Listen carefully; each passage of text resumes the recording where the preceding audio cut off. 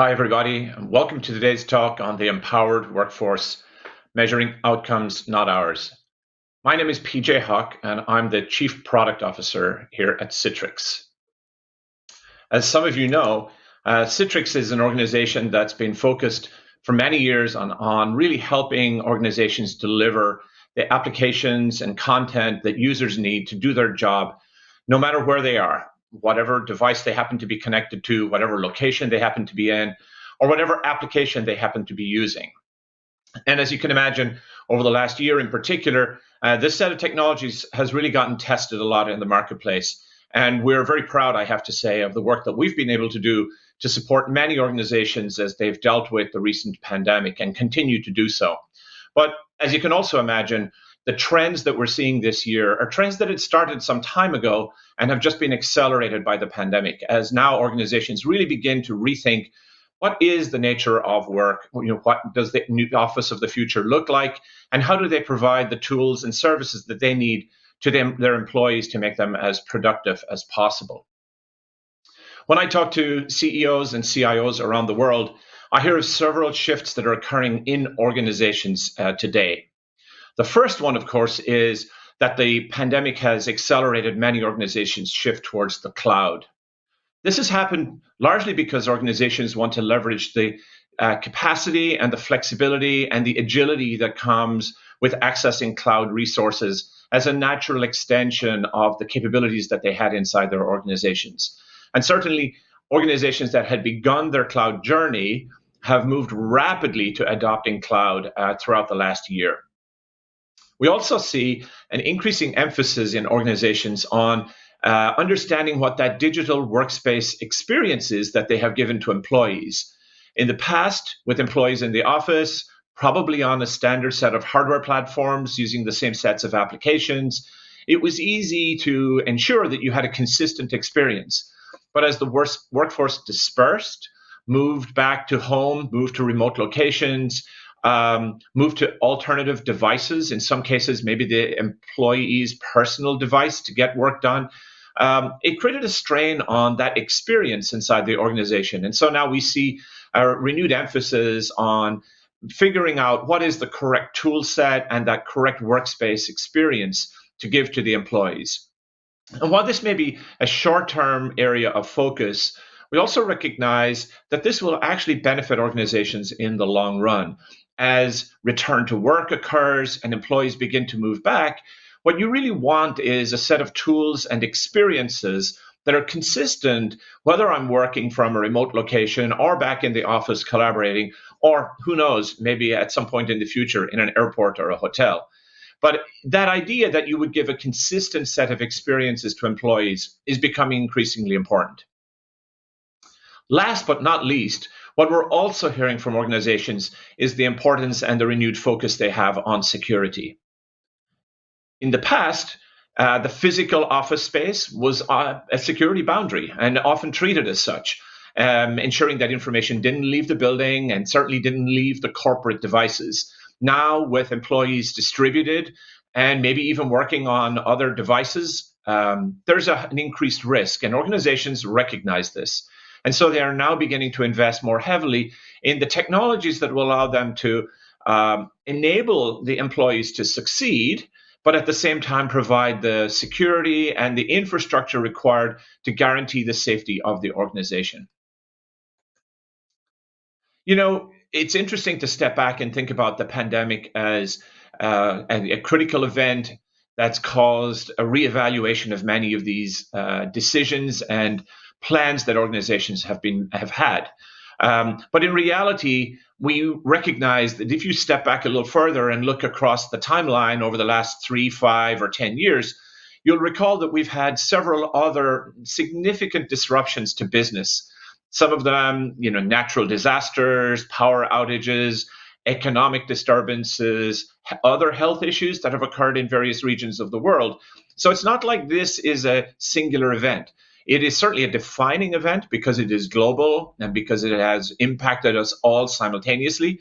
But many of us in the past have dealt with disruptions in our business, in certain regions or geographies, or in certain industries that maybe have been a little more localized, but nonetheless were significant disruptions to our business. We also see, of course, that the technologies that we're all betting on and the innovations that sometimes occur in the market, they represent their own form of disruption to business.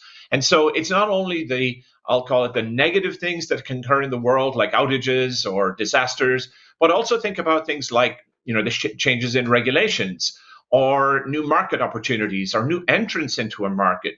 Or the new focus, for example, on taking advantage of the cloud or improving the sustainability of organizations. All of these things create disruptions that can either negatively or positively impact the organization.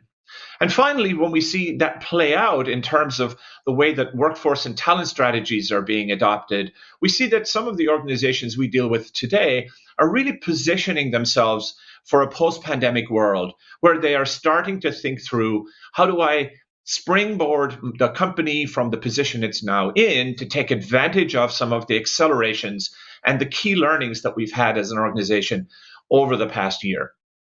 And every one of these disruptions that have occurred really have tested the way organizations conduct their business, but they've also created opportunities for organizations to rethink how they do their business. And it's at these moments that we see some of our best customers accelerate in the directions that they think will help them position themselves for the future.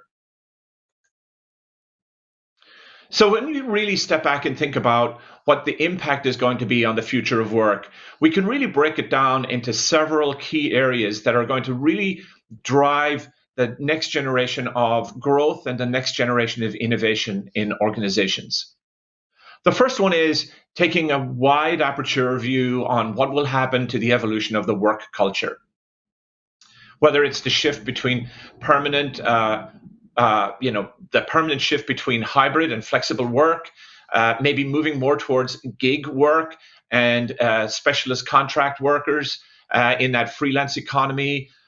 We look at new opportunities for diverse workforces, accessing talent that we might previously not have considered, based on new factors that allow us to believe that we have the tools in hand to make more of the workforce successful.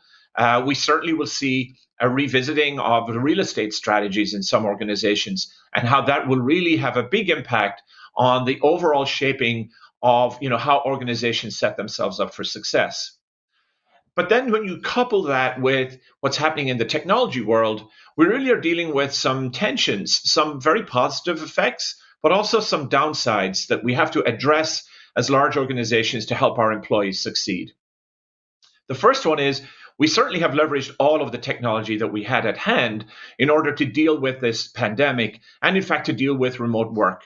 We've leveraged pretty much every device. We've connected to all of the networks. We've leveraged all of the infrastructure we've had. And thankfully, much of it has responded in a way that has met and in many cases exceeded our expectations, which really is a testament to IT organizations around the world. But from the perspective of a user, it's probably also introduced them to a lot of new technologies and different work patterns that may or may not have been easy for them to adopt. Whether it's the device that they're now having to work on, or the work style of remote work with video conferencing and the tools related to it, or the interactions that they previously had with individuals in the team that now have to be conducted in new ways.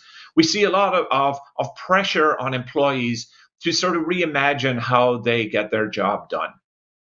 We also see that as we add more of these experiences to employees, new channels for communication, new devices that they have to deal with, that it leads to a more, I'll say, confusing user experience. And even while every one of these experiences might be perfectly well tailored for its unique task, the combination of all of these in the hands of users is leading to an overload in that technology and really creating a need for simplification of that user experience that we deliver to employees. And finally, in IT, we see this significant tension between wanting to relax the rules to allow every device and every user and all processes to work all the time, with the need to secure and protect the infrastructure of the organization. And certainly at a time like this, we have seen an accelerated number of attacks on organizations as new techniques are being used to exploit the fact that workers are working in unfamiliar environments, perhaps even on unfamiliar technology to get their jobs done. And that creates a new set of threats to the organization. So much work, I think, for us to do in order to really simplify that user experience, to take advantage of the opportunities created for ourselves and really leverage this disruption to not just maintain and continue our business, but in fact to grow it. And really, when you combine these two, this evolution and the shift of work culture and the shift in that work technology, we think it creates a need for organizations to rethink how they are delivering that employee experience to help people really deliver their best work and to succeed in the best possible way. And so I think that's mainly from an employee perspective. What does it mean to really deal with this, to be an empowered employee, to have the tools that I need to get my best work done? And so, what does this mean for us as leaders in organizations managing complex businesses that are now distributed on every possible dimension? And one of the underlying principles, of course, of most great organizations is their ability to measure themselves and measure what matters most. And I think it's a Deming quote, an old quote: expect what you inspect." That basically says that the outcomes that you get will be very much driven by the metrics that you put in place. And so I think really at a time like this, we have to step back and think carefully about what matters most for us to measure. And so first of all, I think as organizations and as leaders, I think we have to really step back and reflect on whether or not we have really given our employees the tools that they need to succeed. Have we really given them a consistent work experience? Have you really given them an excellent set of tools for the new world of work, for the distributed work environment that they now find themselves in? And that might be more than just video conferencing software. It might actually be rethinking the way that we train and onboard and the way we interact with employees, the way the help desk thinks about its support function in relation to distributed teams. So I think that's the first thing we really have to think through. The second one is, what are we going to measure with regard to productivity? Is it about outcomes or is it about hours? And I think this is a really crucial question. In the past, organizations have measured by the clock. But I think as we now move more to employees getting work done in innovative ways, leveraging their own unique skills, we really probably need to think a little bit more about measuring the business outcomes that we're driving for, not just the effort that employees are putting in. And I hope that this leads us to new ways of actually thinking about what are the important metrics, what are the important goals we set for employees, and then how do we reward our best employees who manage to deliver the really great outcomes for us as a business. And of course, last but not least, there's got to be a significant shift in the way that we think about as leaders how we communicate and how we trust employees. Gone are the days of walking the halls to see who's at their desk or who is busy. We're going to rely more on those outcomes. We're going to rely on the fact that we've given them great tools. And as leaders, we're going to have to communicate the objectives of the organization in new ways that really engage employees and encourage them to do their best work, to deliver their best outcomes for us. So this is a very exciting time for organizations. At Citrix, this has been a core mission of ours to really help deliver this future of work, to make sure that all employees have all the tools that they need and that IT has all of the infrastructure at their hands to do it in a secure way. It's a very exciting time. It's a very daunting time for organizations. But as with all great disruptions that occur, those that really see the opportunity in the disruption are those that will thrive in the future. Thank you.